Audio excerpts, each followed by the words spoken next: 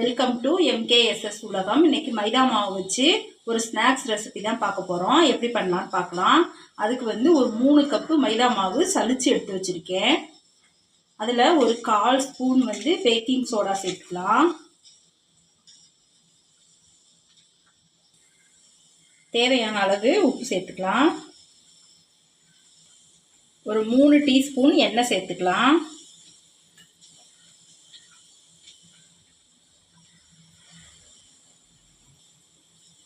நம்ம இதை மாவை ஒன்றா கலந்து விட்டுறலாம். அப்போ எண்ணெய் எல்லா மாவுலையும் படுற மாதிரி. இப்போ நம்ம உப்பும் எண்ணெயும் நல்லா கலந்து விட்டாச்சு. இந்த மாதிரி பிடிச்சா அப்படி பிடிக்கணும், ஊற்றி விட்டா உதிரணும். அப்போ எண்ணெய் எல்லா பக்கமும் பட்டுருச்சுன்னு அர்த்தம். கொஞ்சம் கொஞ்சமாக தண்ணி ஊற்றி சப்பாத்தி மாவு பதத்துக்கு பிசைஞ்சு எடுத்துக்கலாம்.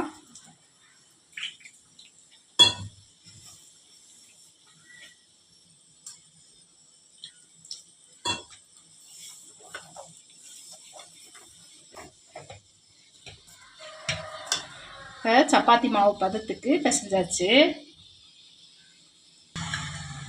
நம்ம இது மேலாப்பில் ஒரு ஸ்பூன் எண்ணெய் ஊற்றி நல்லா இதை எண்ணெய் எல்லா பக்கமும் படுற மாதிரி தடவி விட்டுடலாம்.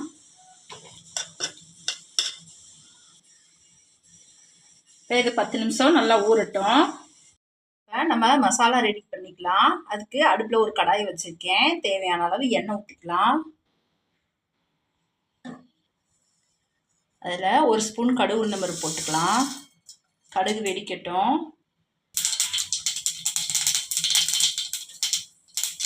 இப்போ கடுகு வெடிச்சிருச்சு. 2 பெரிய வெங்காயம் நீள நீளமாக கட் பண்ணி வச்சுருக்கேன். அதை இதில் சேர்த்துக்கலாம்.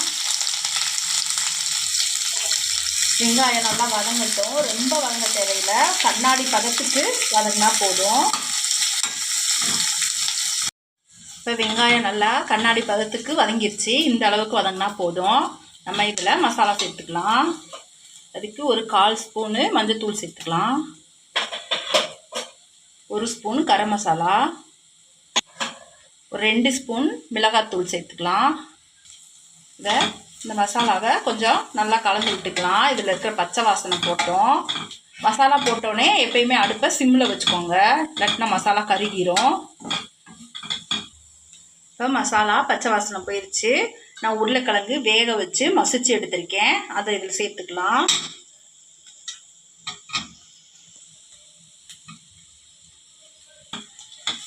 நம்ம இந்த மசாலாவோட நல்லா மிக்ஸ் பண்ணிக்கலாம். இப்போ இந்த மசாலாவுக்கு தேவையான அளவு உப்பு சேர்த்துக்கலாம்.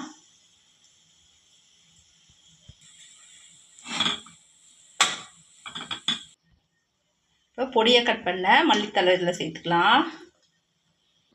இதை நம்ம நல்லா கலந்து விட்டுடலாம். இப்போ மசாலா ரெடி ஆயிடுச்சு. இது அப்படியே கொஞ்சம் நேரம் ஆறட்டும். நம்ம அதுக்கிடையில் இதுக்கு ஒரு சட்னி ரெடி பண்ணிக்கலாம். அதுக்கு ஒரு மிக்ஸி ஜார் எடுத்துக்கலாம். ஒரு கைப்பிடி புதினா சேர்த்துக்கலாம்.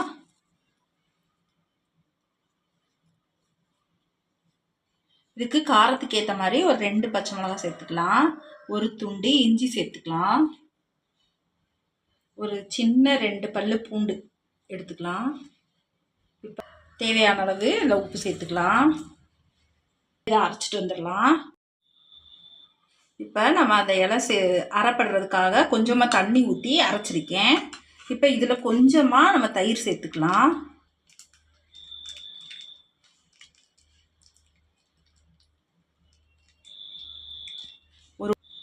ஒரு ஸ்பூன் அளவுக்கு தயிர் சேர்த்துக்கோங்க. ஒரு அரை ஸ்பூன் அளவுக்கு லெமன் புழிஞ்சிக்கலாம்.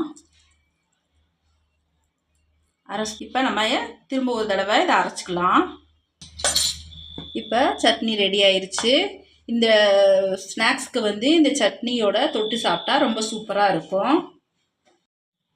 இப்போ மாவு நல்லா 10 நிமிஷம் ஊறிடுச்சு. இப்போ மறுபடியும் இதை நல்லா பிசைஞ்சு விட்டுக்கலாம். இப்போ நல்லா சாஃப்டாக இருக்குது மாவு. இதை நம்ம சின்ன சின்ன உருண்டையாக நம்ம பிடிச்சிக்கலாம். இப்போ இந்த அளவுக்கு உருண்டை பிடிச்சாச்சு. எல்லாத்தையும் நம்ம இதை தேய்ச்சிக்கலாம். இதுக்கு சப்பாத்தி கட்டையில் கொஞ்சமாக மாவு தூவிக்கலாம்.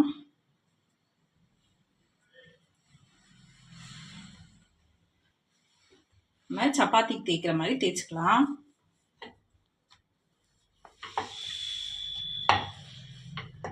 நம்ம இந்த அளவுக்கு நல்லா லேசாக தேய்ச்சிட்டோம். நம்ம இந்த ஓரத்தெல்லாம் கட் பண்ணி விட்டுருவோம். அப்போதான் ஷேப் வந்து நல்லாயிருக்கும்.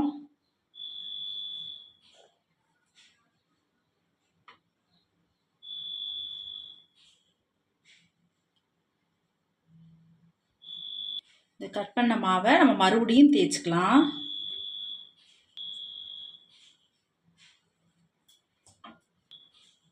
இப்போ இதை நம்ம 2ஆக கட் பண்ணிக்கலாம்.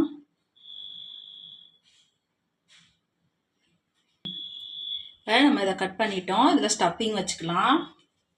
நம்ம கொஞ்சமாக செஞ்சு வச்ச இந்த மசாலாவை நம்ம உள்ளே சேர்த்துக்கலாம். இப்போ மைதா மாவு கொஞ்சம் போட்டு தண்ணி ஊற்றி ஒரு பேஸ்ட் மாதிரி ரெடி பண்ணியிருக்கேன். அதை வந்து நம்ம ஓரத்துக்கலாம். நம்ம இதை தடவி விட்டுக்கலாம்.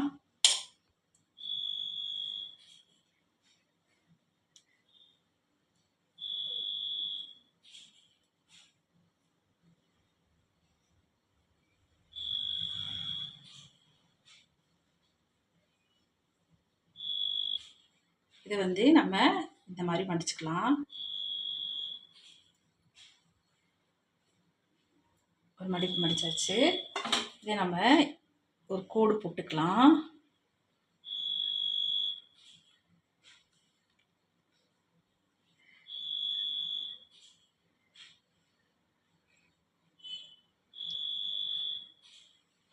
கோடு போட்டுட்டு இதை இப்படி மடிச்சு விட்டுக்கலாம்.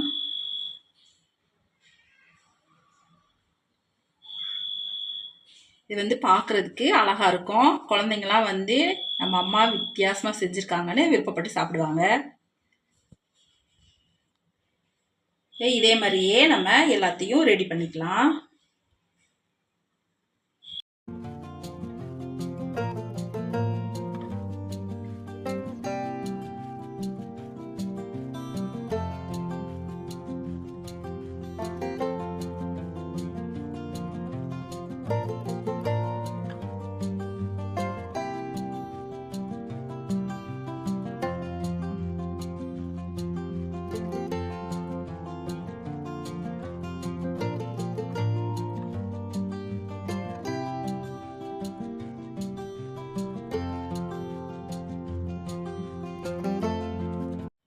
இப்போ நம்ம ஒரு 6 பீஸ் பண்ணி வச்சுருக்கோம்.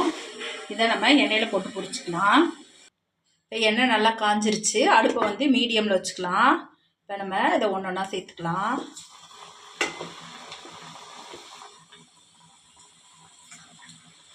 ஒரு கடாயில் எத்தனை போட முடியுமோ அத்தனை போட்டுக்கோங்க. நான் ஒரு 3 போட்டிருக்கேன். இப்போ நம்ம இதை திரட்டி போட்டுடலாம். இப்போ 2 சைடும் நல்லா ப்ரௌன் ஆகிற வரைக்கும் நம்ம திரட்டி போட்டு எடுத்துடலாம்.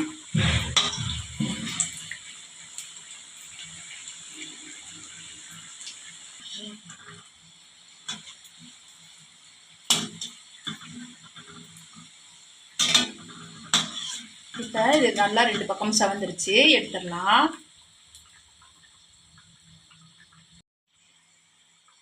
இப்போ எடுத்துடலாம் வெளியில்.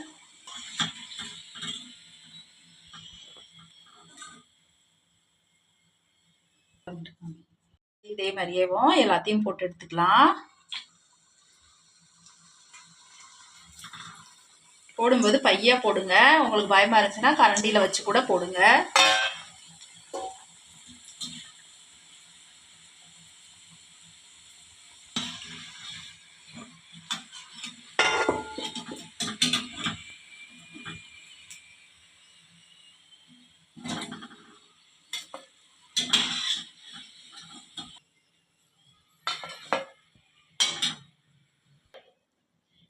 நம்ம எல்லாத்தையும் போட்டு எடுத்தாச்சு. சூப்பராக ஒரு வித்தியாசமாக ஒரு ஸ்நாக்ஸ் ரெடி பண்ணிட்டோம். நீங்களும் இதே மாதிரி செஞ்சு சாப்பிட்டு பாருங்கள். வீடியோ பிடிச்சிருந்துச்சுன்னா வீடியோவுக்கு ஒரு லைக் பண்ணுங்கள். சப்ஸ்கிரைப் பண்ணி சப்போர்ட் பண்ணுங்கள். நன்றி.